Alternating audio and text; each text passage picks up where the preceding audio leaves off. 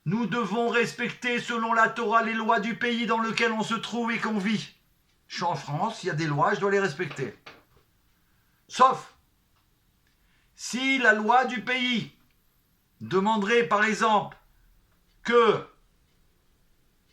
tout le monde est obligé de travailler le samedi, par exemple, alors là un juif, bien qu'il a le droit et l'obligation de la Torah de suivre les lois du pays, pour ça, la Torah lui dit, tu les suis pas. Si elles vont contre la Torah, tu n'as pas à les suivre. Vous comprenez? C'est pareil, c'est ce qu'il est en train d'expliquer. Il y a des compromis qui sont normaux et obligatoires, mais attention, c'est pas tout le temps qu'on doit faire des compromis. Il y a des limites. Il ne faut jamais imaginer que la paix s'obtient en compromettant les fondements moraux et spirituels de la Torah, car la Torah elle-même est la source ultime de la paix. Aucun compromis concernant la Torah des enfants d'Israël et des Bnei Noach. Aucun compromis.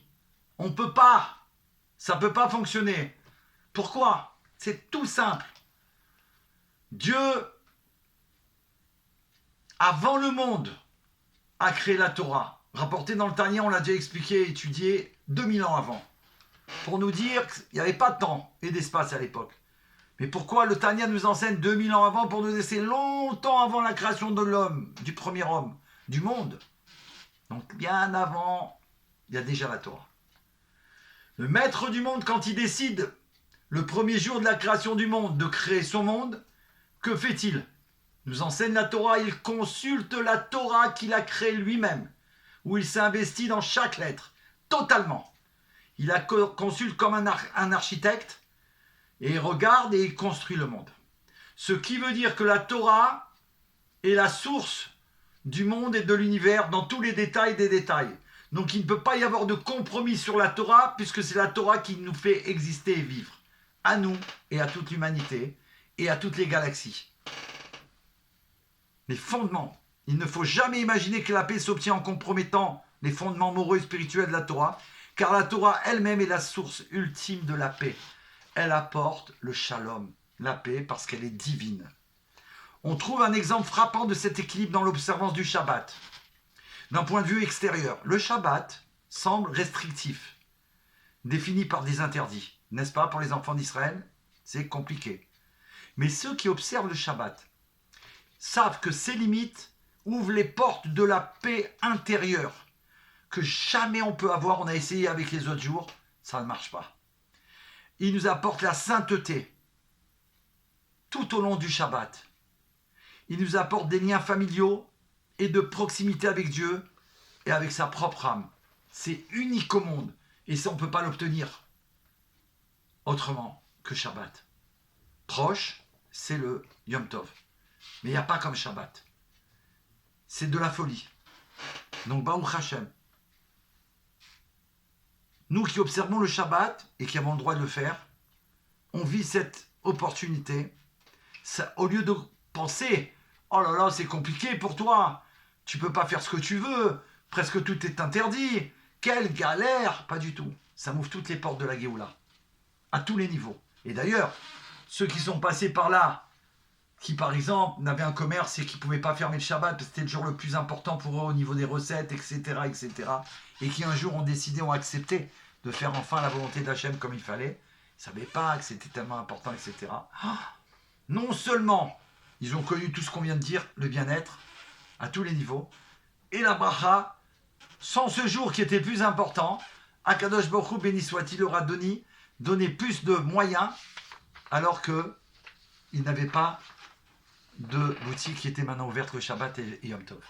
C'était impossible de comprendre. Ma plus belle recette, c'est presque celle-là, elle équivaut à tout ce que je fais dans une semaine, ou des fois dans ce que je fais dans un mois. Je ferme, c'est une cata. Comment tu fermes 4 fois par mois, le jour le plus grand, et non seulement tu travailles mieux, et en plus tu respectes Shabbat, et tu profites de ce 5 jours 4 fois par mois, avec tout ce qu'on vient de dévoiler. Merci Hachem.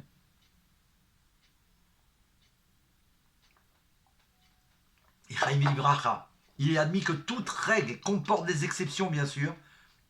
La loi de la Torah enseigne que lorsque la vie humaine est en danger, Alors attention. Les lois du Shabbat sont mises de côté. C'est-à-dire qu'on transgresse pour sauver quelqu'un, bien évidemment. L'idée d'exception à la règle est poussée encore plus loin dans une déclaration du sage Rabbi Shimon ben Lakish, qui enseigne que parfois, l'annulation de la Torah et son accomplissement même, que des fois il faut l'annuler. Ce principe trouve son expression dans le cheminement d'un Baal Tshuva. Celui qui revient vers Dieu, il est appelé Baal Tshuva, retour à la Tshuva, retour vers Hachem. Ça veut dire Baal, ça veut dire maître.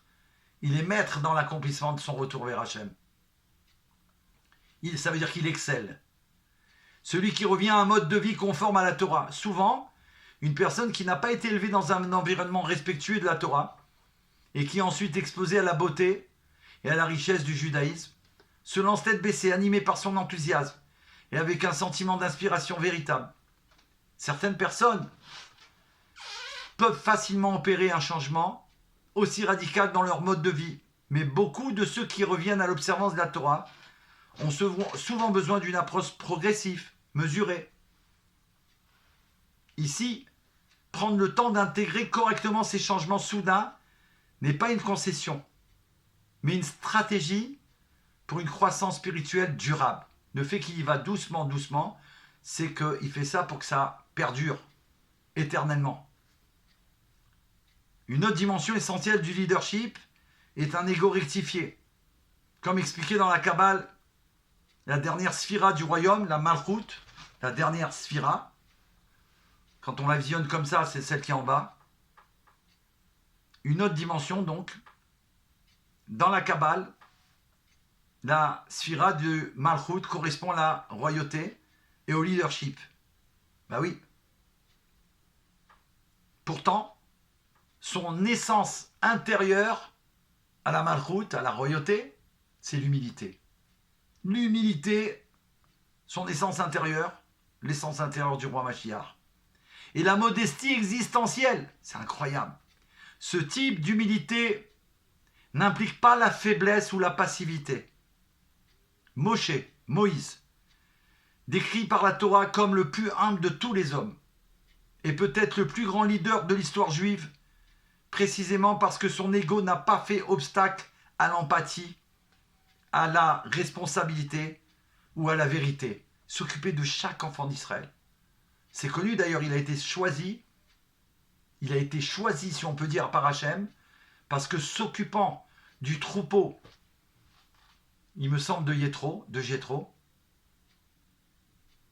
quand un des veaux ou des agneaux s'est sauvé, il a couru, il a poursuivi, et quand il a rattrapé, il s'est rendu compte il avait trouvé un endroit où il y avait de l'eau, il s'est abreuvé, il avait très soif dans le désert. Moshe Rabbeinu a attendu qu'il boive tout ce qu'il avait besoin, et ensuite il s'est dit, il a couru parce qu'il avait très soif et il avait ressenti qu'il y avait de l'eau. Maintenant il l'a bu, il s'est rassasié, donc il doit être très fatigué. Il ne pourra pas marcher comme ça jusqu'au troupeau. Il a pris sur ses épaules. Il a porté pour le ramener. C'est à ce moment-là qu'Hachem il a dit, si toi, tu es capable d'avoir de l'empathie pour un simple animal, et en plus de ça, de le porter sur toi, alors toi, tu pourras porter mes enfants et les supporter. Voilà qui c'est Moshe Rabbeinu et comment il a été choisi. Et ça, c'est le plus grand leader de l'histoire du monde. Jusqu'à Mashiach. Mais il fait partie de Mashiach. Un ego non rectifié, par contre, en revanche, laisse peu de place au compromis, à la compréhension ou à la paix. Malheureusement, dans le monde actuel, nous sommes habitués à des dirigeants politiques, on est en plein dedans, une horreur, avides de pouvoir, et prêts à promettre presque tout à leurs électeurs. Oh là là là là là là. Si cela leur permet d'être élus. On voit les catastrophes qu'il y a en France, une horreur. Je me mets avec toi parce que tu te mets avec moi, parce que tu vas te mettre avec moi, et parce que lui se met avec moi, et parce que comme ça, on aura tous les voyous du monde, tous les malfrats, tous les... Une horreur. Mais au moins, on va être élus. On pourra faire ce qu'on veut après. On les dégage. On donnera de temps en temps une cacahuète ou un bonbon. Et ils seront contents. Et nous, on prend tout ce qu'il y a à prendre. Comme elle a dit, Madame Sarah K. Qu'elle soit bénie. Elle a tout révélé. Vol à main armée autorisé. Incroyable mais vrai. Un ego débridé fait passer le moi, avant pratiquement toutes les autres considérations. Ils font tout que pour moi. Qu'est-ce que je peux prendre pendant tout mon mandat? Y compris le fait d'écraser quiconque, ou quoi que ce soit, qui se trouve sur mon chemin, sur son chemin, pardon. Par contre, la voie du leadership, du géant, que est notre maître, le Rabbi Roi Mashiach, qui va se dévoiler immédiatement, amen. La voie du leadership qui exige une véritable humilité tout en défendant fermement les valeurs éternelles, la morale et l'éthique, toujours prêt à trouver des moyens de promouvoir un véritable compromis et l'inclusion. On voit comment le rabbi s'occupe de tout un chacun. Il parle aux personnes âgées, il parle à tout le monde. Il reçoit des millions de gens. Il s'adresse aux enfants. Il fait des conférences aux enfants de 3-4 heures, non-stop. Il donne de la tzedaka. Je ne vais pas dire tout ce qu'il fait. La compassion qu'il a pour chacun. Combien de fois des gens ils sont rentrés dans le bureau du rabbi, ils avaient un temps imparti, et le Rav Gruner est venu pour leur dire c'est fini, il leur fait comprendre qu'il faut sortir, et que le rabbi l'a fait comprendre au Rav Gruner de les laisser encore. Combien d'heures il a pris sur lui? Une fois, on a amené un thé. Le Rav Gruner, il a entendu que le rabbi toussait. Ah, c'était compliqué. Il entendait dehors. Il toussait, recevait jusqu'à 3 à 4 heures du matin, 5 heures du matin, avec toute la journée non-stop du rabbi. Une fois, le rabbi précédent, il y a quelqu'un qui a demandé... Non, le rabbi, il est venu voir le rabbi et précédent, à l'époque, qui était le 6e rabbi. Il lui a demandé une bracha ou un conseil. Et le rabbi lui a dit d'aller consulter son gendre. Alors, le monsieur, il a dit au rabbi, où c'est que je peux le trouver? Alors, le rabbi lui a répondu, à 5 heures du matin. Il était choqué, le monsieur. 5 heures du matin? Il a dit oui. Il a dit à 5 heures du matin parce que ou c'est le moment où il va se coucher, ou c'est le moment où il se lève. Ça, on ne sait pas combien de temps le rabbi dormait. C'est connu que c'était très peu. Comme les tzadiki, moins de 20 minutes. C'est pas possible. C'est un être divin. Quand on voit là, si on voit une journée, si on fait une journée avec le rabbi non-stop du matin au soir, on ne peut pas tenir debout. C'est impossible. C'est pas pour faire de la pub, c'est pour expliquer ce que c'est un rabbi, Rosh Béni Israël. Il a des forces divines les plus grandes. Et pour terminer, avant de passer à la Géoula, si Dieu veut, oui, on aura le temps, les idées ci-dessus qu'on a vues pour être un leadership, il faut maintenant les intégrer, se reflètent directement dans le commandement de la Torah, tu rechercheras la justice, rien que la justice. Voilà ce que le peuple juif fait. Les commentaires de la Torah posent la question suivante. Pourquoi la justice est-elle mentionnée 2 fois? Une explication est que nous sommes invités à rechercher la justice sous plusieurs angles. Premièrement, afin de voir les 2 côtés d'une question. Deuxièmement, les sages débattent pour savoir si la tâche principale d'un juge est de découvrir la vérité absolue ou d'apporter la paix entre les parties en conflit, ce que faisait Abraham Avinu. Le premier à avoir dévoilé Dieu dans le monde. Il recevait des invités, il allait les chercher pour leur parler de Dieu, pour leur apprendre. Et il leur donnait tout matériellement et spirituellement. Il mettait même dans la tente, dans son restaurant, le premier du monde. C'est lui qui a inventé les restaurants du cœur de la Géoula, mais du cœur de la Géoula. Pas des blagues juste pour prendre de l'argent, je sais pas quoi. Bien sûr qu'heureusement qu'il y a eu Coluche. Bien sûr qu'il doit être certainement peut-être un juste parmi les nations du monde, ça j'en doute pas. D'accord? Mais en tout cas, Abraham Avinu, c'était que pour la divinité, pas pour prendre un centime. Il était riche, mais il aurait pu garder l'argent pour lui et sa famille. Immensément riche. Tout il a donné pour le monde. D'accord? Et en plus, il y a marqué qu'il donnait, à l'époque, il n'y avait que pratiquement beaucoup d'Arabes dans le désert. Et il nourrissait, matériellement et spirituellement. Et qu'est-ce qu'il faisait? Il y avait des juges. Moi, Yahya Mener. Quand j'ai appris ça, j'étais choqué. Je dis, quelle merveille ce Avraham Avinu, notre ancêtre, notre père ancestral. Il y avait des juges. Il apportait des juges pour que s'ils avaient un différend, ses invités, il leur disait, attendez, ne vous disputez pas, pourquoi vous disputez? Toi, tu penses ça, toi, tu penses ça. Venez voir le juge. Ils ressortaient, et les deux, ils étaient contents, ils sont restés amis. Et ils réglaient leurs problèmes, selon la Torah qu'il avait reçue déjà Avraham Avinu. D'accord? Donc les sages débattent pour savoir si la tâche principale d'un juge est de découvrir la vérité absolue ou d'apporter la paix entre les parties en conflit. C'est ce qu'il faisait Avraham Avinu. Et ce que nous devons faire. Idéalement, un juge cherche d'abord le compromis et la réconciliation. Ce n'est que lorsque cela s'avère impossible qu'un jugement strict doit être rendu. Et même dans ce cas, avec compassion. Il est significatif, je reviendrai à l'histoire du thé avec le rabbi, il est significatif que la Torah soit décrite à la fois comme une Torah de vérité et une Torah d'amour et de bonté. Le leadership exige la sagesse nécessaire pour trouver un équilibre entre les deux. Voilà ce que c'est un leadership. Les sages enseignent même que pour le bien de la paix, il est permis de modifier la vérité. Il est permis. Ça ne veut pas dire qu'il faut le faire tout le temps, les amis. Attention. Pour le bien du Shalom Bayit, il est possible pour qu'il y ait la paix dans mon foyer, que je puisse dire exceptionnellement quelque chose qui n'est pas vrai, ou pas la vérité, que pour la paix. Mais pas tout le temps. Là, si je lui dis pas ça, ça peut être une catastrophe, elle peut tomber dans le coma ou malade ou je ne sais pas quoi, alors c'est permis. Mais attention, il faut consulter vraiment la Torah pour savoir ce qui est permis et ce qui n'est pas permis, parce que là, je sens qu'il y en a, ils sont capables de faire n'importe quoi. Il est important de noter que le terme utilisé est modifié et non mentir. Voilà, tout de suite, le Rav Ginsburg. On modifie la chose, comment je vais la dire, pas mentir. Je vais modifier comment je vais le dire. D'accord?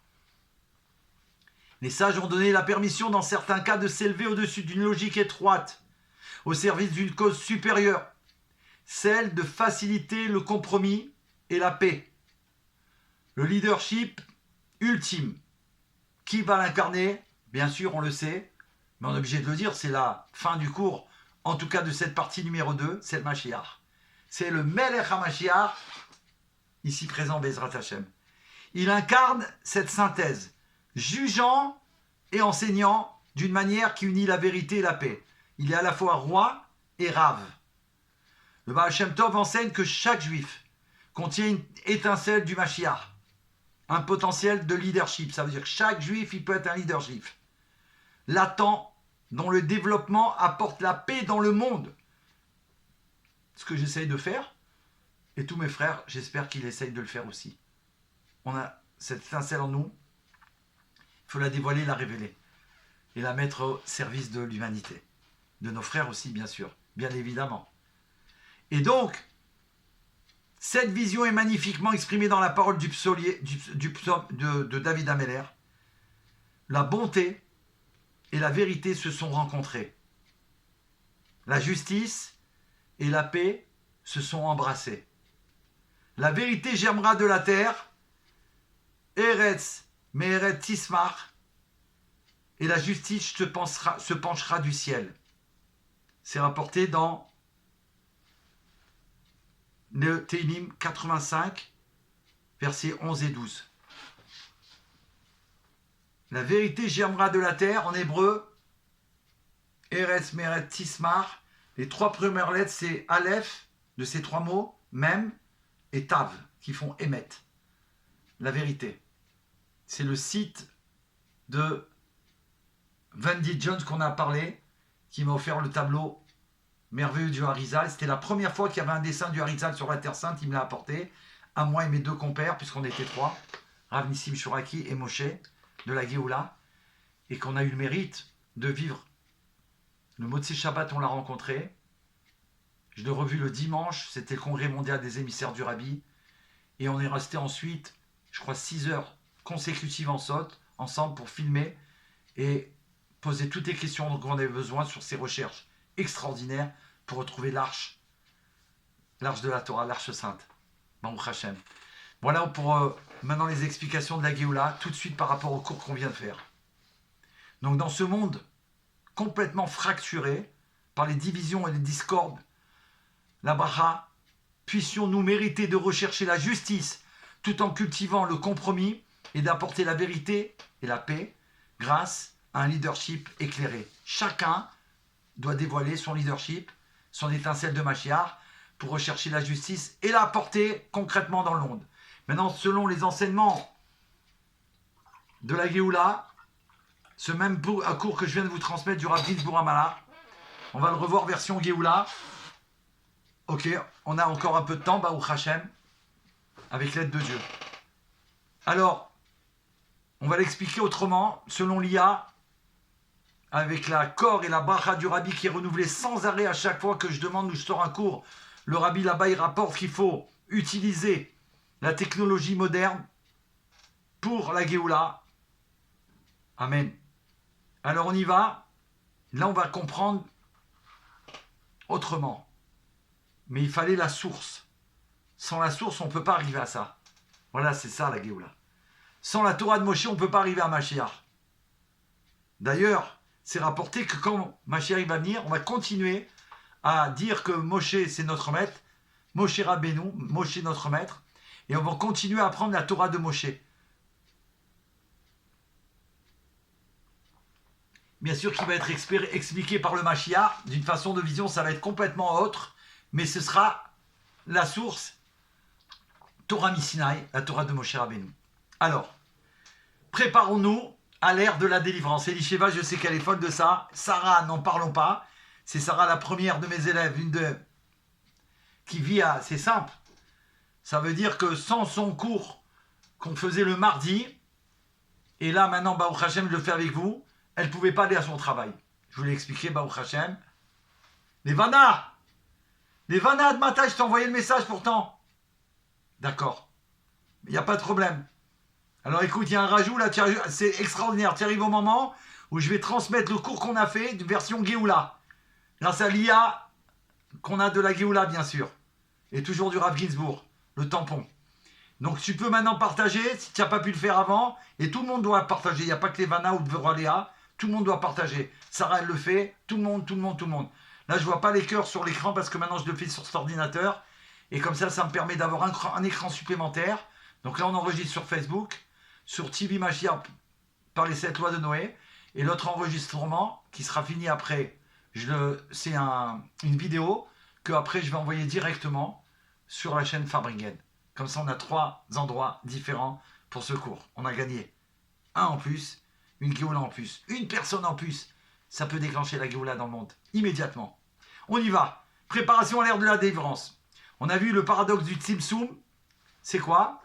Faire de la place à l'autre. C'est ça quand il parlait de compromis. Fais de la place. Toi, tu penses comme ça. Toi, tu crois que le Rabbi, c'est le Mashiach. Et alors, et l'autre, s'il croit que lui, c'est le Mashiach, il a le droit selon la Torah. Fais de la place à l'autre. Le texte mentionne le débat sur le Tzimtzum, la contraction divine. Le Rabbi de Lubavitch, il explique souvent que le but de la création n'est pas que Dieu s'efface, mais qu'il soit trouvé à l'intérieur du monde fini, qu'on le trouve partout dans le monde.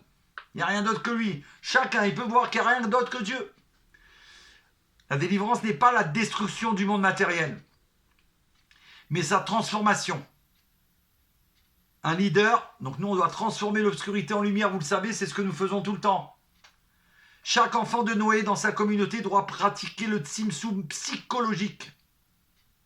Savoir, là on s'adresse directement à vous à travers la Géoula du Rav Ginsburg, savoir réduire son propre ego pour laisser de la place à l'opinion de l'autre. Oh là là, comme c'est puissant, n'est-ce pas Catherine? Oh là là, Serge Duval. Toute la vérité de la Torah, elle n'est pas là pour nous faire bobo, elle est là pour me dire, voilà. Se cache en toi. En toi, c'est moi. En nous chacun. Quelque chose que tu ne peux pas voir, je te le fais voir, non pas pour que tu rougisses, Rajvé Shalom, puisqu'on n'a pas le droit de faire rougir et de faire honte à quelqu'un, que Dieu nous en préserve. Ah, on apprend ça de Tamar, qu'elle a préféré ne pas dire à qui appartenaient ces objets, alors que si il ne disait pas que c'était à lui, elle devait être brûlée. Elle a dit qu'elle préférait être brûlée que de faire honte à quelqu'un. On parle d'une sadiquette dans la Torah hors norme. Tamar, avec Yehuda, qui vont mettre au monde justement le Mashiach. Donc imaginez ce que ça veut dire. Donc là, on est en train de dire que la chassidoute, elle est là pour révéler quelque chose de caché en toi. Et tout d'un coup, tu regardes et tu vois que c'est toi. Et là, en train de te montrer ce défaut, une horreur. Je savais même pas que je l'avais. J'aurais pas pu le corriger jamais. Merci Hachem. Merci collègue. Merci ami. Merci divine providence qui me l'a révélé, qui me l'a montré. C'est ça que ça veut dire. C'est ainsi que l'on crée un espace où la présence divine peut résider. Alors, sur le sujet de deux opposés dans un seul réceptacle, le texte y cite l'expression porteur de contradiction. C'est différent là. Porteur de contradiction. Dans les enseignements du Rabbi Melech HaMashiach, justement le Mashiach est celui qui unit les opposés. Il va rectifier le monde. Le monde, c'est toutes les différences du monde. La lumière est le réceptacle. Mashiach apporte une lumière infinie, le divin. Dans les réceptacles limités, notre monde physique. Il amène la connaissance supérieure, jamais révélée dans le monde, et encore plus quand il va se révéler, d'accord? Dans quel réceptacle? Notre monde. À nous d'en profiter. Le compromis contre la vérité. Le cours, il explique qu'on vient de faire du Rav Ginsburg, que le compromis n'est pas une faiblesse. Au contraire, c'est la capacité, trop beau, d'inclure des vérités divergentes. La Géoula est décrite comme un temps où le loup habitera avec l'agneau. C'est pas possible. Là, ça n'existe pas. Bien sûr, on voit que c'est déjà arrivé, on a vu des vidéos, parce que le temps de Mashiach arrive. Ce n'est pas que le loup devient un agneau, mais que deux natures opposées coexistent en paix. C'est ce qui va arriver tout de suite. Il faut répondre Amen. Ça se réalise tout de suite. Alors, on doit expliquer aux enfants de Noé, à vous, et j'ai le privilège, et merci Hachem, de ce rôle que tu m'as donné. J'en suis fou d'amour et fou de joie. Franchement. Expliquer aux enfants de Noé que rechercher la paix dans leur famille et leur travail, même quand ils ont raison, est un acte messianique. Même si tu as raison, mais que tu fais tout pour qu'il y ait la paix, ça veut dire que tu vas t'écraser, si on peut dire entre parenthèses. Parce que le but, c'est quoi de rechercher la paix? Ça, c'est un acte de Mashiach. Josué et l'adaptation, on a dit que Josué là était l'extension de Moïse pour amener les enfants d'Israël sur la Terre Sainte. Alors lui aussi, on va expliquer le secret du berger. Le berger fidèle, c'est Moïse, le Raya Memna. Moïse, notre maître demande un successeur qui puisse répondre à l'esprit de chaque individu. Voilà ce qu'il demande à Hachem. Pour lui succéder. La vision du roi Mashiach. Le rabbi insiste sur le fait que la diffusion des 7 lois de Noé doit se faire avec douceur et respect pour la culture et la nature de chaque nation. Et j'espère qu'Hachem me permet de le faire, et j'espère que vous pourrez me le dire et me le confirmer, s'il vous plaît. Très important. Avec douceur, respect pour la culture et la nature de chaque nation. Toi, tu viens de là-bas, toi, tu as appris ça, toi, tu as appris ça, toi, tu as appris ça, toi, tu as appris ça. Même si c'était que des mensonges, et on le sait, la Torah le précise. Et toi, tu viens avec la Torah qui est la vérité pour les nations du monde. Alors tu dois respecter chacun. Tout en leur donnant la vérité, tu les respectes. Et tu es doux avec eux, en leur enseignant la Torah de Mashiach. Mashiach ne sera pas un tyran imposant une loi. Il sera un enseignant qui révélera à chaque âme, juive et non juive, sa propre mission unique. C'est extraordinaire. Il va révéler à tout un chacun qui est là ce soir, toi tu es fait pour ça. Toi ton âme elle est comme ça. Toi l'ordre de mission que tu as reçu d'Hachem c'est le suivant. Et il va te dire, toi tu vas dire, mais moi j'ai jamais fait ça de ma vie. Je savais pas moi. Il va te dire qu'il y a tout ça dans toi.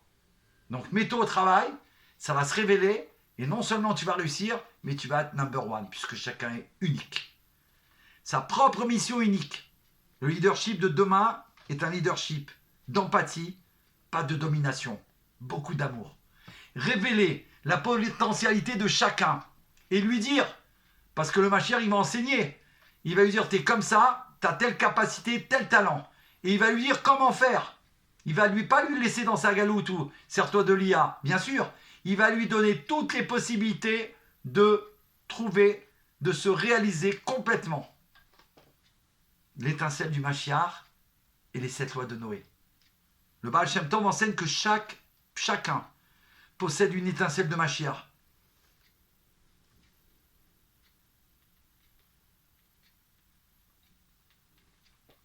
Alors, pour arriver à l'action concrète, la Géoula, la délivrance, elle dépend de nos actions, de bonté et de vérité. Goodness and kindness, bonté et gentillesse.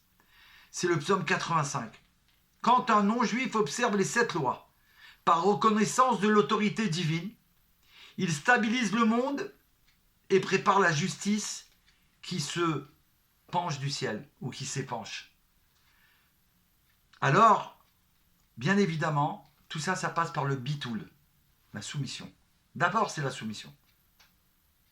Plus on est humble, plus on peut diriger. Moïse, l'exemple numéro 1 mondial. Plus tu vas être humble et plus tu peux diriger. Moïse était le plus humble, c'est pourquoi il a reçu la Torah. Le shalom, donc bitoul d'abord, l'annulation, soumission. Ensuite, le shalom, la paix. Le mot shalom vient de shalem. Shalem, ça veut dire complet. La Géoula Amitit Shlema, le rabbi souvent et tout le temps il dit la délivrance véritable est complète, Shalem. La paix n'est pas l'absence de conflit, mais l'intégration de toutes les différences pour former un tout complet. On va voir que chacun il a à sa place, comme on a donné un exemple, combien de fois, merveilleux. Ok, un puzzle. Un puzzle, 7 milliards, 770 millions de petits bouts du puzzle géant. Tous, ils sont différents. Il n'y en a pas un qui est semblable. D'accord? Et lorsqu'on les assemble, ils forment la Géoula. Et on voit le Melech HaMashiach. C'est un petit bout du roi Mashiach. Chacun, il est complètement unique et différent de l'autre. Voilà ce qu'est le monde, voilà ce que nous sommes. Et c'est ça le Shalem, complet. L'intégration de toutes les différences pour former un tout complet. L'urgence, on ne peut plus attendre. Le roi Mashiach a annoncé qu'on est là à la porte de la délivrance. Chaque geste de compromis pour le bien et pour la paix est une clé qui ouvre cette porte. Le Tzimtzum, cette contraction de la lumière divine au début de la création du monde, pour faire ce monde, au quotidien, c'est quoi? C'est quoi ce Tzimtzum? Faire de l'espace pour l'autre. Faire de l'espace pour toi. Faire de l'espace pour elle, pour lui. Faire de l'espace pour l'autre. C'est ça la Géoula. On voit que, comme la Torah nous enseigne, que Dieu a su se contracter pour laisser une place au monde. On ne voit pas où il est du tout. Il s'est contracté pour laisser la place au monde et à nous. Et lui, on ne le voit pas, on ne sait même pas qu'il est là. Il a osé faire ça. Eh oui, pour le bien de l'humanité. Baruch Hashem. Que pour notre bien. Que pour nous faire du bien. Par exemple, Dieu, il s'est contracté à travers son Tzimtzum pour laisser la place au monde. Dans une dispute, par exemple, en famille ou au travail, pourquoi est-il si difficile de réduire son ego pour laisser de la place à l'opinion de l'autre? Pourquoi c'est tellement difficile? Alors, est-ce que s'effacer un peu, c'est perdre sa vérité? Pas du tout. Ou est-ce au contraire, imiter l'attribut de Dieu qui crée la vie en laissant de l'espace? Voilà ce que nous apprend le Tzimtzum divin. Au lieu de toujours vouloir avoir raison, fais le shalom. Grâce à ça, tu fais du vide en toi, et grâce à ça, se révèlent les merveilles de la Géoula. La délivrance commence quand on réalise que l'autre n'est pas une menace, mais il est une partie du plan divin, les amis. Même ceux qui sont là, opposés au monde, opposés à Hachem, opposés au bien. Même eux, ils font partie du plan divin, bien sûr. Josué, ou le leadership de l'empathie, Josué était choisi parce qu'il savait s'adapter à l'esprit de chaque individu, on l'a déjà dit. Alors, on pourrait poser une question, selon nous, quelle est la différence entre un chef qui impose une règle unique pour tous et un leader qui écoute chaque âme différemment? Waouh, waouh, waouh. Voilà qui c'est Moshe Rabbeinu, voilà qui c'est le Mashiach. Comment pouvez-vous, dans votre rôle de parent, d'ami ou de responsable, appliquer cette flexibilité sans trahir vos principes? Aucun compromis sur ce que je crois d'une manière authentique et définitive. Alors les 7 lois de Noé sont pour l'humanité le socle commun. Mais chaque nation et chaque individu y apporte sa propre couleur et sa sensibilité. Et bien sûr, les talents de la race jaune, les talents de la race noire, les talents de la race blanche et les talents de la race rouge, chacun avec son talent créé par Dieu, unique, et chacun doit servir Dieu avec tous ses talents. Le Rav Guinebourg, quand je l'ai connu, il y a au moins 30 ans, j'avais trouvé sur Internet, un de ses premiers cours qui m'a rendu fou, c'est sur les races, justement. Les couleurs. Que chacun, il est, justement, fait selon la volonté de Dieu et qui doit se révéler en tant que la race dans laquelle il se trouve pour servir Hachem. Et ça va être comme un bouquet de fleurs, quoi. Quelque chose de harmonieux, de merveilleux. Ceci et cela sont les paroles du Dieu vivant. Alors dans le Talmud, on conserve les opinions qui n'ont pas été retenues par la loi, on l'a vu tout à l'heure. Pourquoi est-il important de respecter, d'étudier un avis avec lequel on n'est pas d'accord? Le texte dit que le compromis vient d'une force intérieure. Pourquoi faut-il être plus fort intérieurement pour accepter la complexité que pour être rigide et binaire, tout blanc ou tout noir?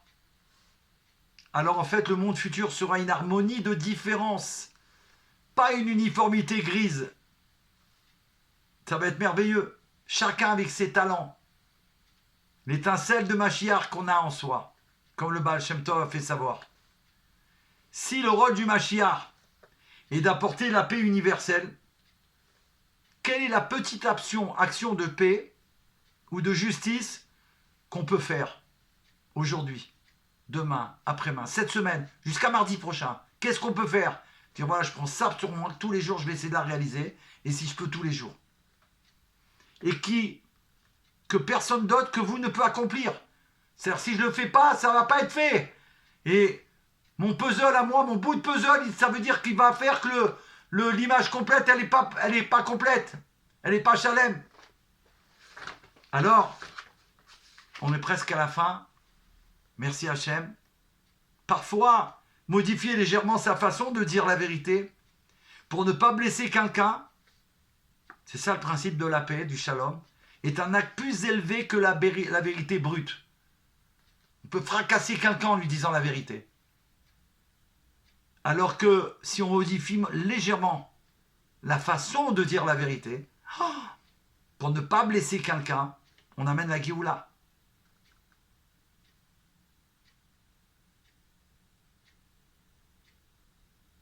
Pense à Rachel et Léa.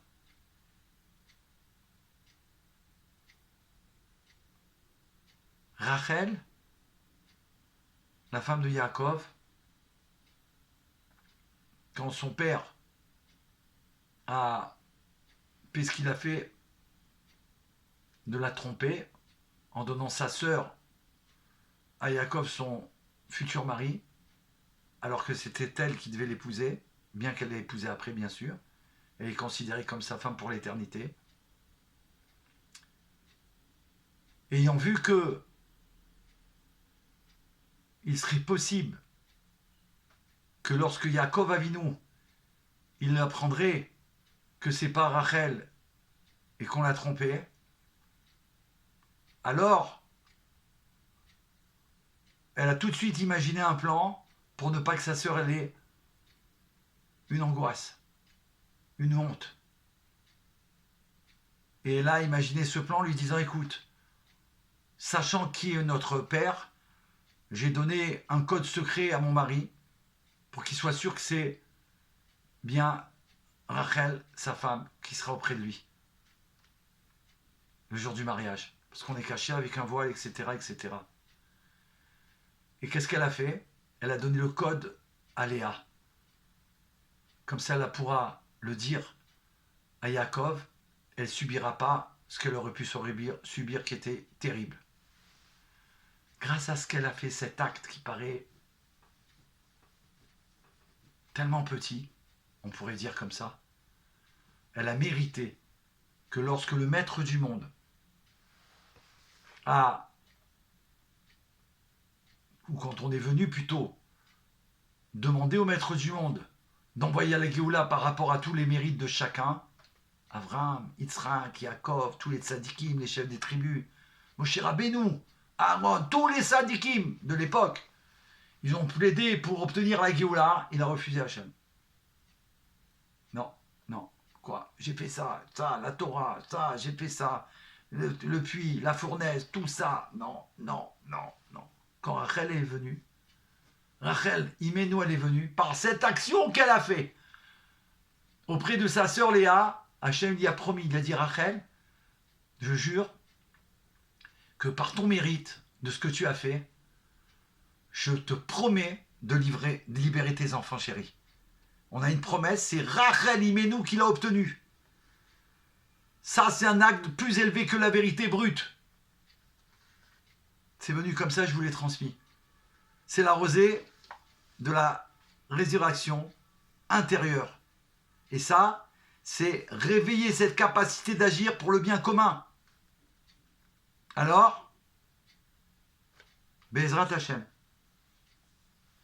On va terminer avec ce que nous, on pourrait avoir comme réflexion et penser quelle action on pourrait avoir.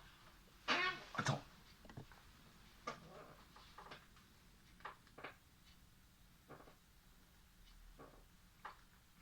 On doit devenir des artisans du shalom, de la paix. Artisans de la paix, recherchez ça constamment. Pour conclure notre étude ce soir, Bezrat Hashem, et on doit se rappeler que tout ça c'est pour devenir un leadership dont parle le Rav Ginsburg, et que ce n'est pas réservé aux rois ou aux prophètes. En tant qu'enfant de Noé, chacun de vous est le berger de sa propre vie, de sa famille et de son entourage. J'espère que c'est clair et que c'est encourageant et que c'est une grande bénédiction pour vous d'entendre ça du Rav Ginsburg. Je vous l'ai raconté une fois, j'avais présenté un élève à moi, Bnei Noar, qui était venu pour la conférence du Rav Ginsburg. Après tous les miracles qu'il a eu grâce au Rabbi Melech HaMashiach, à la fin de la conférence, je l'ai présenté Rav Ginsburg. Et il habite à Bordeaux, il habitait, je ne sais pas où il habite maintenant, et en tout cas à l'époque, il était à Bordeaux, le Rav Ginsburg, il l'a béni, il lui a dit de continuer à faire les 7 lois, à étudier Tanya Kadisha, et à s'occuper des non-juifs, et il lui a dit, sachez que c'est vous le chaliar dans cette ville, pour vous occuper des blés noirs, et aussi des juifs que vous rencontrerez, qui ne sont pas encore revenus dans le chemin de la Torah. J'étais émerveillé de voir le Rav Ginsburg lui-même en personne lui nommé Chaliar. Quelque chose d'incroyable. Et là, c'est ce qu'il fait avec vous et à chacun, dans ce cours ce soir, chacun de nous. Le véritable secret de la délivrance réside dans notre capacité de transformer le moi en un nous. Extraordinaire ou pas? Le moi en un nous.